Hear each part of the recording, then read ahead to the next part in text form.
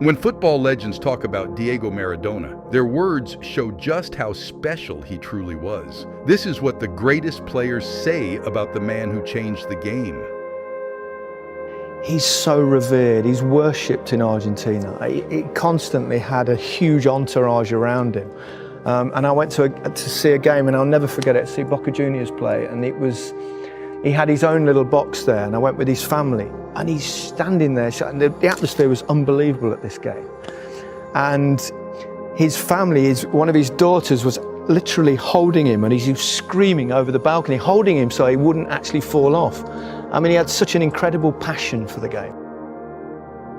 And all the players, there was people like Platini on the pitch, lots of great players from around the world, and everyone was totally in awe of him. First thing he did was in the dressing room, he sat there, just a pair of shorts, and you know, like you roll your socks up. He just did it, and he juggled them on his left foot, just like that, for about 5 minutes, and everyone was going, whoa. And then we went out on the pitch, and I don't think I'm tuned in, I think I can stand up and show you this. He did something that was incredible, one of the most unbelievable things I've ever seen on a football pitch. It might not sound that amazing to you at home, but I think you'll appreciate this. He juggled the ball all the way out to the centre circle, and then he got to the centre circle, still juggling it, and then he went bang, and he whacked it as high as he possibly could, and he waited. And it came down, and he went bang, and he did it again. And he did it 13 times, and the most he ever did was walk 3 paces to it. And all of us were sitting there going, oh my God, that's like I was then. That's it, that's impossible. It is. And I remember going to training the next day in Barcelona and stuff, and we all tried it, and the best anyone did was 3, and they were running for the 3rd one. And I've just never seen anyone have just such a beautiful affection with a football. But the other goal he scored in that game, I mean, you've got to realise as well, the pitch at the Azteca was awful. It had been kind of relayed just before, and you know, like you relay your garden with small pieces of turf. It was exactly like that, and every time you put your foot on one piece of turf, it kind of just disappeared under your foot.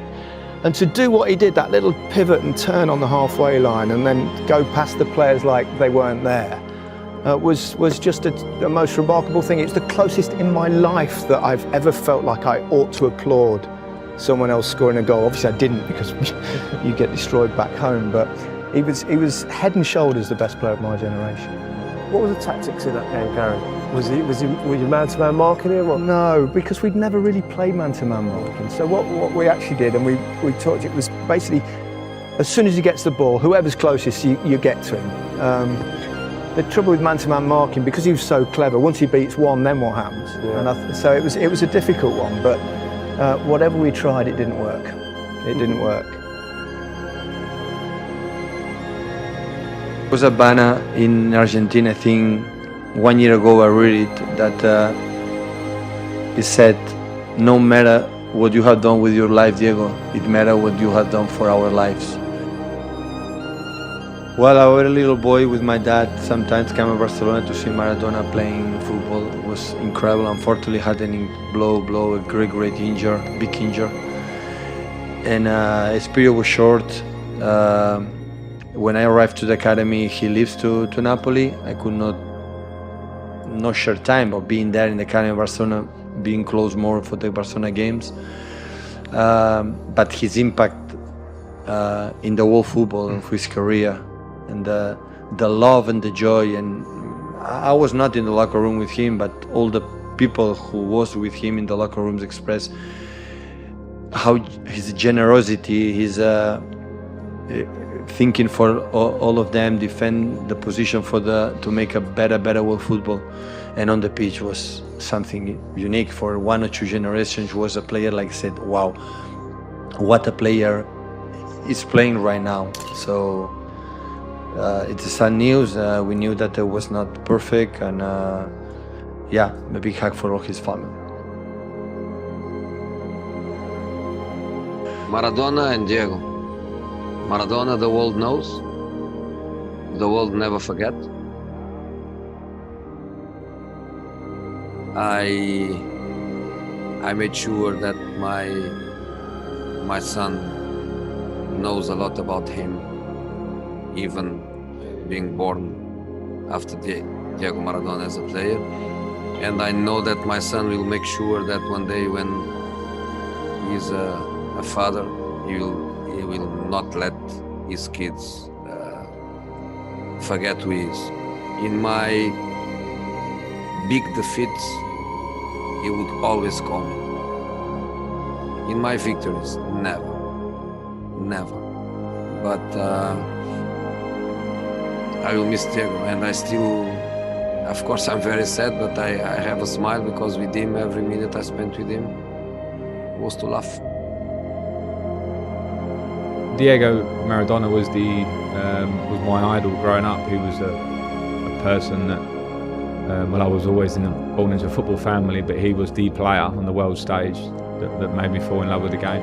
I remember vividly moments of World Cups in my early years. I wasn't even that put out by the hand of God. I was as an England fan, but his individual brilliance overcame that as I grew up. I was fortunate enough to meet him very briefly. He's a footballing god, and it's very sad that he's not with us. I've seen over the last couple of days guys on the show talking about their own connection and their own stories and things that they have heard about Maradona or things that they have experienced with Maradona. In my case, it's not a story that I heard. It's not something that somebody told me. It's not something that has been passed down. It's something that I lived through. With Maradona as the coach of Argentina, every time they're passing the ball around, for whatever reason, Verón wasn't a very popular player at the time, and he, controversially, picked Verón to be on his team. They're passing the ball around, okay, pass, gets to Verón, the whole stadium, 70,000 people or however many were there, booing Verón. So pass, boo, pass, boo. Maradona realizes what happened, or what's going on, so he then walks out onto the technical area, and the next time that Verón touches the ball, well, he starts clapping for Verón and then kind of giving one of these to the stadium to clap for Verón. And wouldn't you know it, that the next time that Juan Sebastián Verón touched the ball, that stadium, the whole energy changed. All of a sudden, they're clapping for Verón. They're cheering for Verón. The whole stadium now said, okay, if Diego is telling us to clap for that guy, we're gonna clap for that guy. And I saw that first and I thought to myself, man, the magnetic pull, the obsession, the religious experience that it is between the Argentinian people and Diego Maradona, it cannot be explained. Don't forget the laws of the game in that era were completely different. Defenders tried to kick lumps out of them and did, right? Pitches were terrible. I mean, absolutely terrible most of the time. Players wouldn't even train on them today, and yet he was able to manipulate the ball a bit like Messi does now, but without the protection of the laws, without the beautiful pitches they have now, and he was still able to produce some of the most magical moments that we'll always remember. I had told already, I met him once, which is for a player. I was not a player anymore, but for a player of my level, which I was like meeting the Pope, to be honest, and that's was really special. So football will miss him, I will miss him, and you can see with all the reactions all over the world, if we would have shown our love for him without want to have a selfie, just if we would have shown him the respect he deserves while he was still alive, I think, we could have helped him.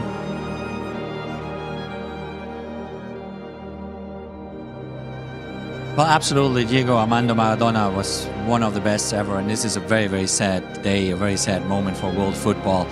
He was a genius. He was a genius on the field. Obviously, he had many problems off the field afterwards, and even during his career. But he was, for me, I mean, I admired him so often. He was, for me, an artist. He was somebody that did things that nobody else could do. And the way he led then, obviously, his Argentina to a World Cup triumph, but many, many moments that he lived through in Napoli made him unforgettable for everyone. He was one of the greatest ever. He was just full of creativity. He was just inventful. He was just, you never knew what he was doing the next moment. And he got so much stick. He was continuously fouled, hammered by defenders, by midfielders. So everybody was chasing him.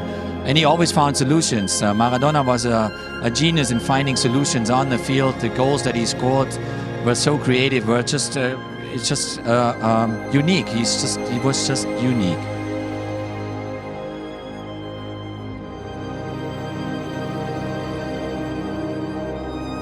esta tarde hemos escuchado eso. Es una triste noticia, pero no solo para el mundo del fútbol, para el mundo entero, creo. Y bueno, yo me acuerdo de Maradona, sobre todo en el 86. Tenía yo 14 años, pero al final he tenido la suerte de decirle a él que el 86, porque todo el mundo, todos los niños le quieren decir las cosas, y yo he tenido la oportunidad de decirle que ha sido la hostia como jugador, y eso, yo me acuerdo de eso. Y ya está. Luego es te digo, una triste noticia, y nos saludamos a su familia,